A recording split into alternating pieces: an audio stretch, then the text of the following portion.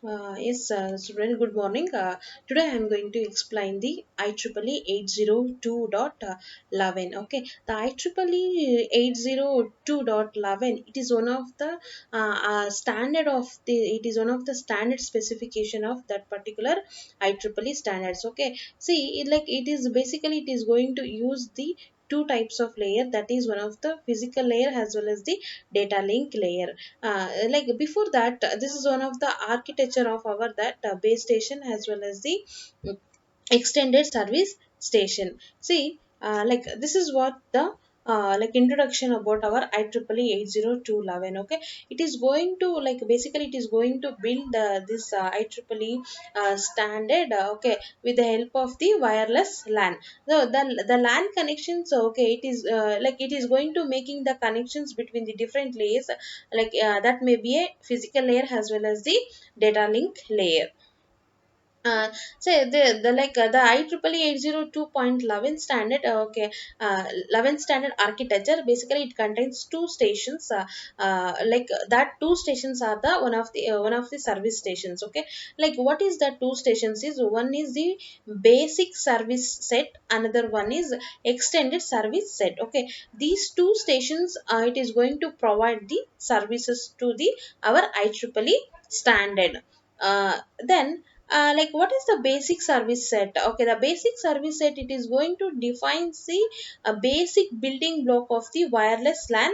Along with that, like it is going to set the mobile wireless station as well as the stationary. So it's a different different regional office. Okay, that like it with the help of that wireless stations. Okay, our optional central base station, we have to access, we have to access one of the point. Okay, means we have to access the some small regions or small stations. Okay, this is what the mechanism we have to use in the basic service set. The basic service set without the access point. Okay, without the access point in the standalone network, means that will be our LAN network. Okay, and it cannot send the any data to other base station. See, this method we call it as a ad hoc architecture. I'm repeating once again, the base station set without any access point in the LAN network. Okay, it cannot send any data to other or neighbor base stations. This method we call it as a ad hoc architecture. Okay, like along with the base station. Okay, along with the base station, along with the access point. Okay, the we have to send the data through the network, that we call it as a infrastructure network. So we look at this diagram. So this is what the architecture of our base station as well as the extended service set. See, this is the base station service set. Okay, the base station service, I told it contains two types of network. One is ad hoc network, another one is infrastructure network. And this is the extended service set. Okay, this is the architecture of that. See, like I told that ad hoc network without the access point. See here, no access point is there. Okay, without the access point. Okay, in that particular LAN connections. Okay, we never making the transaction. Okay, this we call it as ad hoc network. Okay, you have to visible the diagram, right? Look, you will get the difference from the infrastructure as well as the ad hoc. See here, infrastructure we have the access point. Okay, through that access point only we have to connect the base station, and we have to making the transaction within the network. This we call it as a infrastructure. So then come to this extended service set. The extended services, okay, it is going to made up of with the two or more base station along with the access point. See, two or more base station along with the access point. Okay, in this in this diagram, our base station set are connected to connected in into the one of the distribution system. So the distribution system, it is going to connect it to the access point in the base station. Okay, this IEEE 802 standards. Okay, it does not have any restriction. Okay, to making the distribution system. All the distribution system, it is going to connect it to our server. So this is what the extended service set. The next one is the extended service set. It is going to contain two types of stations, that is mobile or mobile stations, as well as the normal stationary. Okay, the mobile station, it is normally used the inside the base station. Okay, the stationary stations, it is going to use the access point station.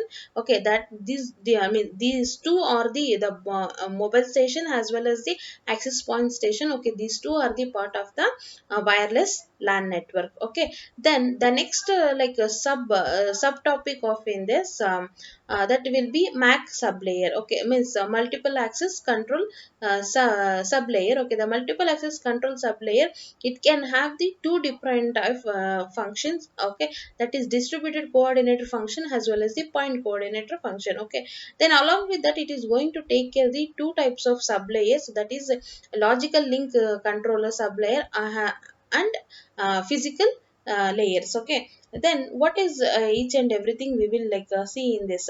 So this is what the diagram of our max sublayer, or mac layer of the IEEE standard 802.1. See, it contains two types of the sublayer, that is LLC, logical link control sublayer, and mac sublayer. See, then our max sublayer, okay, it contains the two type of function, that is the point coordinator function as well as distributor coordinator function. But our LLC sublayer, it can contain, or it is going to provide the service to our mac layer. Okay, with the help of the logical address. See, this is what the our MAC layer of the IEEE. So what is like distributed coordinator function here? Okay, the distributor coordinator function, it contains the two types of protocol that is going to define by the our IEEE standard. Okay, this type of MAC sublayer, we call it as a distributed coordinator function. Means one of the two protocols, it is going to define in the standard. Okay, that is means that protocol, it is going to available over the multiple access controller sublayer. So this protocol or this method, we call it as a distributed coordinator function. Then what is our distributed coordinator function, it is going to use. Okay, our distributed coordinator function, it is going to use the carrier sense multiple access collision awareness method, because we have to avoid the collision, or we have to break the collision or noisy or problems. Okay, to making the transaction. Okay, so that we have to use the different types of accessing method. The wireless LAN cannot be implemented the collision detection method. Okay, like always, it is going to implemented the collision avoidance method. Okay, it won't allow, or it won't implement the collision detection method. Okay, see, these are the two important point here in the DCF, distributed control function. The next one is point coordinator function, that we call it as a PCF. The point coordinator function, okay, it is an optional access method, or it is optional function.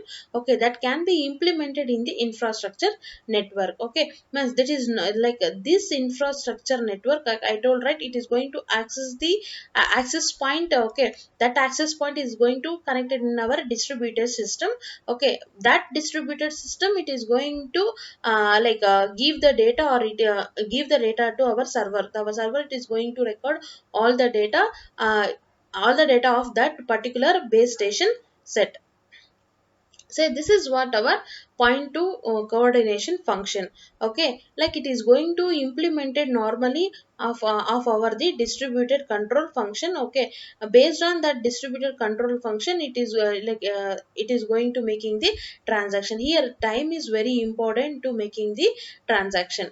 The next one is the next layer is the frame format. The frame format, the MAC layer of the frame format, it is going to consisting, or it is going to contain the 9 fields. Okay, the 9 fields, what are the 9 fields? Okay, we will see one by one. Mm,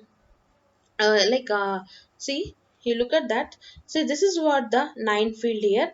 Okay, the first one is PC. Okay, PC and D, this is the address 1, address 2, address 3, then SC. Okay, SC is nothing but sequence controller, then address